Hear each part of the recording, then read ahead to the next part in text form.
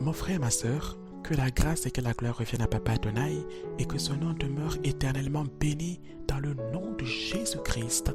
Amen. Bien-aimé de Papa, je suis content d'être en connexion avec toi en ces instants pour partager avec toi la parole de vie. Tu sais, mon frère, ma sœur, la parole de vie est semblable à une boisson concentrée.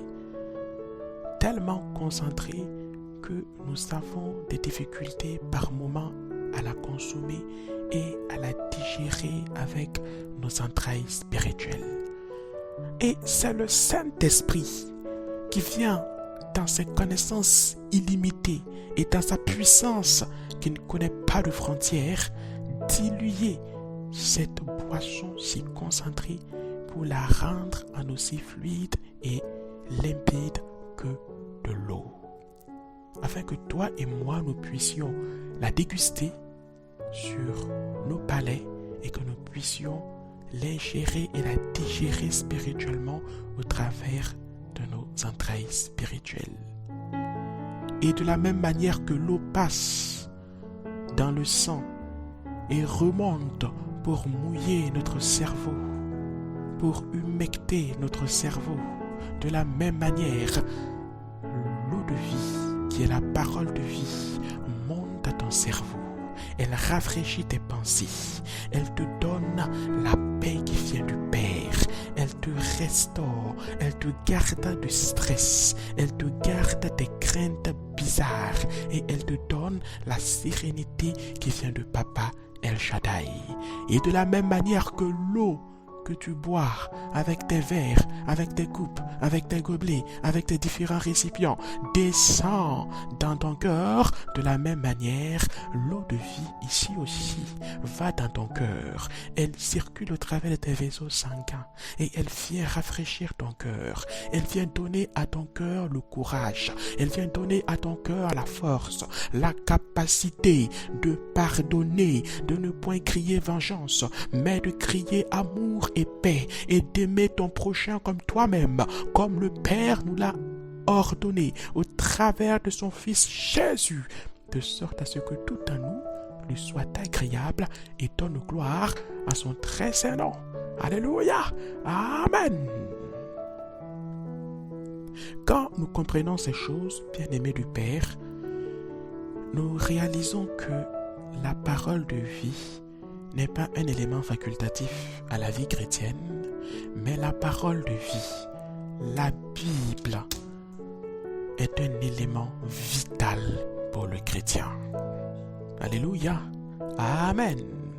C'est pourquoi je me réjouis, bien-aimé du Père, de partager avec toi ce que le Saint-Esprit a prévu pour nous en ces instants, au travers de la parole de vie, dans le livre de 2 Rois, au chapitre 18, du verset 1 au verset 7. Le Père parle tantôt d'une manière, tantôt d'une autre. Job, chapitre 33, verset 14. Et c'est le Père nous parle en ce matin, au travers du livre de 2 Rois, au chapitre 18. C'est qu'il a quelque chose d'important à t'enseigner comme à m'enseigner. Alors, bien-aimé de Papa, suivons pas à pas le Saint-Esprit dans ce thème qui est: quelle doit être l'attitude du chrétien face aux États et au gouvernement? Quelle doit être l'attitude du chrétien face aux États et au gouvernement? Si tu as la parole de vie à portée de main, je t'invite à la saisir, à l'ouvrir. Si la parole de vie se trouve par contre en version numérique, dans ton téléphone ou sur ta tablette, je t'invite également à y aller afin que nous puissions ensemble la consommer et être davantage bénis, être davantage connectés intimement à Papa au travers de son Esprit Saint. Mon frère, ma soeur, si tu es prêt, si tu es prête, nous allons ensemble dans le livre de 2 Rois, au chapitre 18, du verset 1 au verset 7. La 3e année d'Osée, fils d'Éla, roi d'Israël, Ézéchias, fils d'Akaz, roi de Juda, régna. Il avait 25 ans lorsqu'il devint roi et il régna 29 ans à Jérusalem. Sa mère s'appelait Abi, fille de Zacharie. Bien-aimé du Père, la sagesse ne dépend pas de l'âge qu'on a. C'est pourquoi la parole nous dit dans le livre de Psaume au chapitre 111 au verset 10 que la crainte de l'Éternel est le commencement de la sagesse. On ne parle pas d'âge ici, mon frère, ma sœur. Il fait ce qui est droit aux yeux de l'Éternel entièrement comme avait fait David, son père. Amen. Il fait disparaître les hauts lieux, brisa les statues, abattit les idoles et mit en pièces le serpent d'airain que Moïse avait fait. Car les enfants d'Israël avaient jusqu'alors brûlé des parfums devant lui. On l'appelait Nehushtan. Il met sa confiance en l'Éternel, le Dieu d'Israël, et parmi tous les rois de Juda qui vinrent après lui ou qui le précédèrent, il n'y eut point de semblable à lui. Amen. Il fut attaché à l'Éternel, il ne se détourna point de lui, et il observa les commandements que l'Éternel avait prescrits à Moïse. Et l'Éternel fut avec Ézéchias, qui réussit dans toutes ses entreprises. Il se révolta contre le roi d'Assyrie et ne lui fut plus assujetti. Alléluia! Gloire à Papa. Le Père nous parle ici de 3 entités importantes, bien-aimés de Papa. Premièrement, le Père nous parle d'un roi qui, Ézéchias. Deuxièmement, il nous parle d'un peuple qui, le peuple de Juda. Et troisièmement, il nous parle de lui-même, le Dieu Tout-Puissant, qui aime ses enfants et qui voit toutes choses. La question que le Père nous pose ici, au travers de son Esprit Saint, est: qu'est-ce qu'un bon roi? Quand on entend souvent dire « Ah, on va élire un président », il faut qu'on élise un bon président. « Ah, on va élire ici un chef, il faut qu'on élise ici un bon chef. » Mon frère, ma soeur, qu'est-ce qu'un bon président? Qu'est-ce qu'un bon chef? C'est la question que le Père te pose et me pose ici. Qu'est-ce qu'un bon roi? Deuxièmement, qu'est-ce qui qualifie un roi d'être bon? Quelles sont les œuvres qu'un bon roi pose? Quels sont les critères au travers desquels on reconnaît le bon roi d'un mauvais roi? Et enfin, mon frère, ma soeur, lorsque le pays a un bon roi, lorsque le pays a un bon président, quelle année ou quelles en sont les conséquences positives? Et au travers de toutes ces questions, bien-aimés de Papa, au travers de tous ces éléments, de toutes ces entités, bien-aimés de Papa, quelle doit être ton attitude à toi dans tout ça? Quel doit être le comportement que tu dois avoir toi dans tout ça?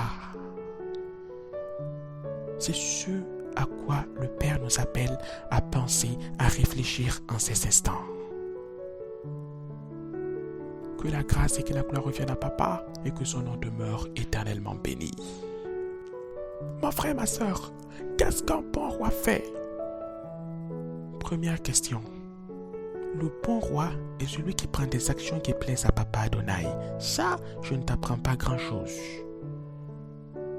Le bon roi est celui qui prend des décisions qui glorifient le nom du Père. Ézéchias a détruit les idoles. Ézéchias a brisé les autels sur lesquels le peuple allait les adorer.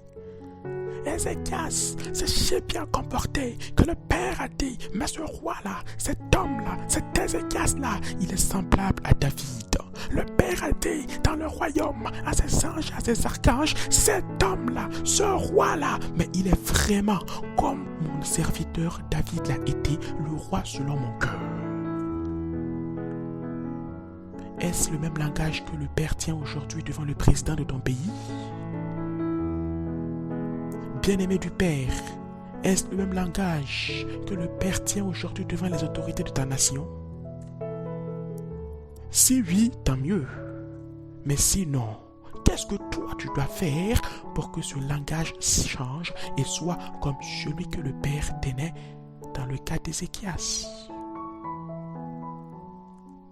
Le bon roi, comme le bon président aujourd'hui, c'est celui qui prend de bonnes actions. Le bon roi, comme le bon président, c'est celui qui prend de bonnes décisions pour son peuple et pour sa nation. Tu penses que lorsque le président décide, tu es exclu de ses décisions, frère? Tu crois ça? Non. Sache que si tu penses ainsi, c'est que tu te séduis toi-même. C'est le président d'une nation décide aujourd'hui qu'il interdit toutes les campagnes d'évangélisation. Pour X ou Y raison, qui sera le premier à être malheureux? Ce n'est pas toi, hein? Mais c'est le cœur de qui sera attristé? C'est le cœur de Papa Yahweh qui sera attristé. Est-ce que toi tu peux te réjouir lorsque le cœur de Papa Yahweh est attristé? Dans une maison, est-ce que les enfants peuvent faire la fête pendant que leur père est triste? Lorsque le gouvernement se réunit pour prendre des décisions, pour voter des lois, si ce gouvernement prend des décisions et des lois qui vont à l'encontre de l'évolution, de la promotion, de la croissance du royaume de Christ sur la terre, c'est que, bien-aimé du Père, tu as failli à quelque part à ta mission. C'est pourquoi il est important ici le fait que le responsable d'une nation prenne des bonnes décisions prend tout son sens. Et le rôle que le chrétien a à jouer dans ça prend également tout son sens. Ézéchias prenait des décisions qui glorifiaient le cœur de Papa. Mais pourquoi est-ce que Ézéchias prenait des décisions qui glorifiaient le cœur de Papa? Deuxième question maintenant, pour laquelle mon frère, ma soeur, tu vas avoir la réponse ici. Une réponse importante. Regarde là, n'allons pas loin. Papa nous a tout donné dans sa parole. Regarde simplement dans ce livre de 2 Rois au chapitre 18. Regarde simplement au verset 2. Le Père nous dit, information importante, que Ézéchias était le fils d'une femme qui s'appelait comment? Abi, qui était elle-même la fille d'un homme qui s'appelait Zacharie. Zacharie signifie bien-aimé du Père, l'Éternel se souvient. Et Zacharie et sa fille ici, Abi, représentent le peuple de Juda et les actions que ce peuple a menées face à son roi afin que ce dernier soit un bon roi.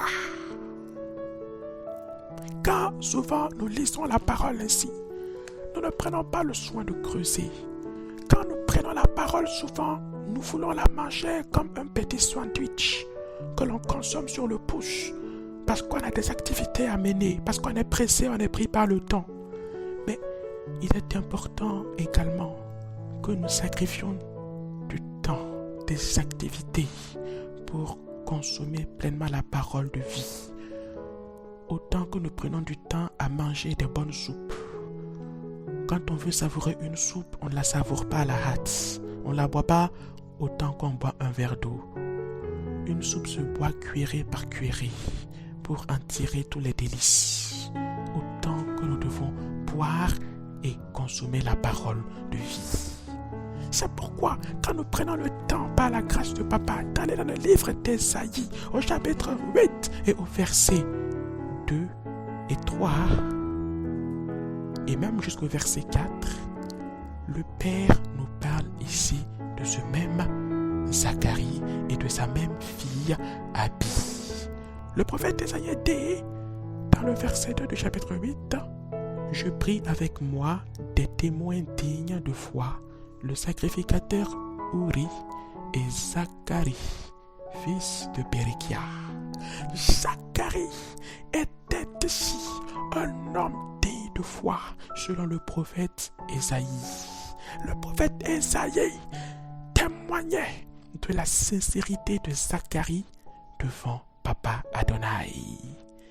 Et cet homme-là a eu une fille, et sa fille s'appelait Abi. Et comment est-ce que le prophète Ésaïe définit ici Abi? Au verset 3, il dit quoi? Il dit: je m'étais approché de la prophétesse. De qui la prophétesse? Elle fait quoi? Elle conçut et elle enfanta un fils. Zacharie était un homme qui craignait Dieu. Sa fille Abi a été une prophétesse. Alors, comment ne veux-tu pas que le petit-fils de Zacharie, le fils d'Abi, ne soit ton bon roi? Si Ézéchias a été le roi qu'il a été, c'est parce que depuis ses fondements, c'est parce que depuis ses racines, il a reçu l'éducation qu'il fallait. Il a reçu le support qu'il fallait. Il a reçu le soutien spirituel qu'il fallait. C'est parce que depuis ses racines, il y a eu des gens qui l'ont éduqué à marcher dans les voies du Seigneur. C'est parce que depuis ses origines, il a eu une mère qui intercédait pour lui, qui priait pour lui, qui invoquait les bontés du Père pour lui. C'est parce que durant toute sa vie, il y a eu des gens autour de lui qui n'ont cessé d'intercéder,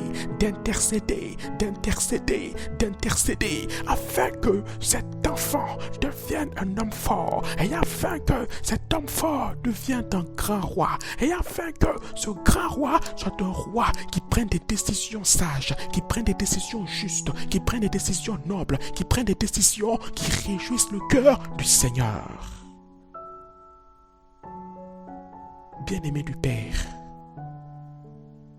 aujourd'hui, Zacharie et Abi, c'est toi et moi. Alléluia. Et le Père nous a placés auprès des présidents, auprès des personnes élevées en dignité, non pas pour nous remplir les poches, non pas pour faire des malversations, non pas pour faire des choses qui ne glorifient pas le nom de Dieu, mais de près comme de loin de ses autorités.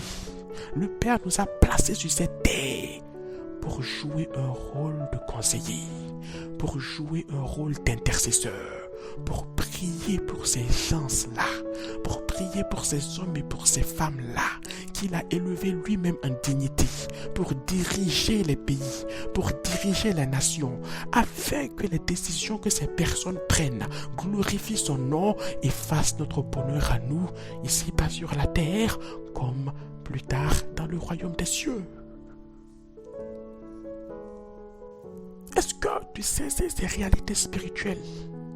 Est-ce que tu réalises cette importance capitale que le Père a placée dans la mission qu'il nous donne de réaliser sur cette terre? Tout cela fait partie de la promotion du royaume des cieux sur la terre. Mon frère, ma soeur, nous devons soutenir les autorités. Nous ne devons pas nous rebeller contre elles. Ce n'est pas parce que l'autorité impose des taxes, impose des prélèvements sur les revenus que nous devons nous révolter, que nous devons nous rebeller. Non, le chrétien doit se soumettre aux autorités. Le chrétien ne doit pas aller dans les rues pour casser les biens publics. Le chrétien ne doit pas descendre dans les rues pour briser les feux tricolores, pour brûler des pneus sur les routes. Le chrétien doit dans sa chambre intercéder, dans sa maison invoquer le Père, dans son église locale crier à Papa afin que la sagesse du Père soit donnée aux différentes autorités, de sorte que les décisions que les autorités prennent glorifient Papa et fassent du bien à toute la nation. Et quand tu réalises ça, bien-aimé de Papa, tu vas immédiatement comprendre que les bénéfices des bonnes décisions d'un président, les bénéfices des bonnes décisions d'un gouvernement ne profitent pas seulement au président ni au gouvernement, mais profitent à toute la nation. Et quand nous revenons dans ce livre magnifique de 2 Rois au chapitre 18 et au verset 7, le Père nous dit « Oh comment et oh combien il a libéré et affranchi la nation de Juda de ses oppresseurs, les Assyriens auxquels ils étaient depuis longtemps assujettis. » Mon frère, ma soeur, si Ézéchias n'avait pas été ce bon roi, est-ce que le Seigneur aurait affranchi le peuple des mains des Assyriens? Si Ézéchias n'avait pas été un bon roi, qui allait réellement souffrir? C'est le peuple, oui ou non? Oui.